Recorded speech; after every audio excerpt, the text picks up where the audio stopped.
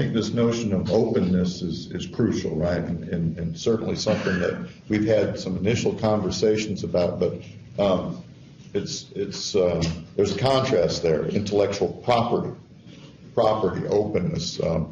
We tend to put fences around our property and things like that. Jeffrey, can you describe what an open system looks like, or maybe what the key ingredients are to make sure that systems are open and as a result more creative?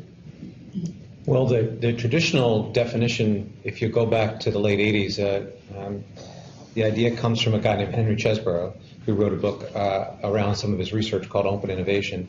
But the idea is really much more complex and sort of multifaceted.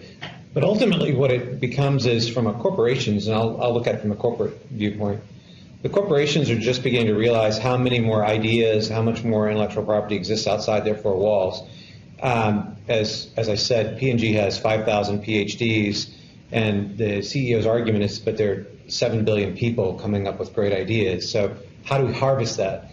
The challenge from an organizational point of view, and there's several, and you talked about them, one is, have we already discovered this, or are we already doing research so I can protect myself if we see research from someone else? The second one is that, from my perspective, I talked about the marketplace earlier. The challenge with open innovation from a corporate perspective is, where do I go to find that idea? There's so many different places, and unless those individuals or corporations or universities are doing a good job advertising, here's what we have on display, here's what we have, and creating distinctive things. One of the things that John said I think is really interesting, because he and I have had a lot of talk around how North Carolina as a whole can be innovative. And what you don't want to do is say, well, we're all going to be in biotech. Maybe we will, I don't know, but can you create centers of excellence that are really crucial? And then how do you publicize that and draw people to that? Because there are a lot of people in corporations who say, we need ideas. In fact, I was working not that long ago with a medical products company who's in the wound care systems. They're looking to improve wound care.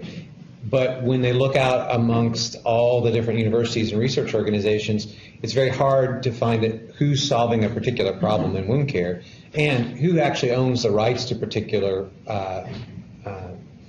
discoveries. And then further, how far along are they? This is another challenge that corporations have. How far along are you with the development, and how much further must we go in order to actually have a viable product?